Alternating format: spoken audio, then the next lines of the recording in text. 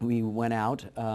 I did appeals on PBS. Then our producers, Julie Dunphy and Susan Schumacher and Dayton, all went out and did an amazing job of finding people. Hundreds of people wrote in to these appeals, and other people said, "Oh, I know these people." They went to old age homes, and they would have these round tables all throughout the Panhandles and New Mexico and Kansas and Colorado, and get people who had survived. And then we filmed, more than 24 of them, and they are the pillars. They are the foundations of this series. It's the closest film we've made to an oral history, and that's because the stories they have to tell are so personal, and what they do is they take that sense of, oh yeah, a dust storm, the Okies, Grapes of Wrath, and give it multi-dimensions, that you understand it is the worst man-made environmental disaster in American history, that it is a 10-year apocalypse of hundreds and hundreds of storms, that the storms not only destroyed their crops and blew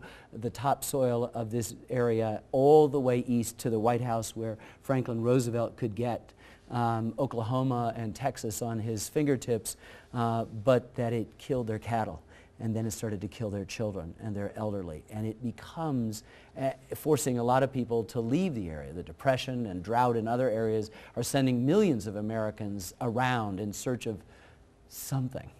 And that how the people held on in the midst of these horrific trials, how they held on in the face of these unspeakable tragedies to their families, how they held on in the face of economic ruin, is so heroic and so compelling that the story for us becomes not just about this environmental tale, this cautionary environmental tale, because these sorts of things can repeat themselves, but it becomes a human story that is not only about greed and folly that we have, but also about generosity and heroism and amazing grace in the face of unbelievable hardships. And when we complain about stuff in our lives, it's nothing.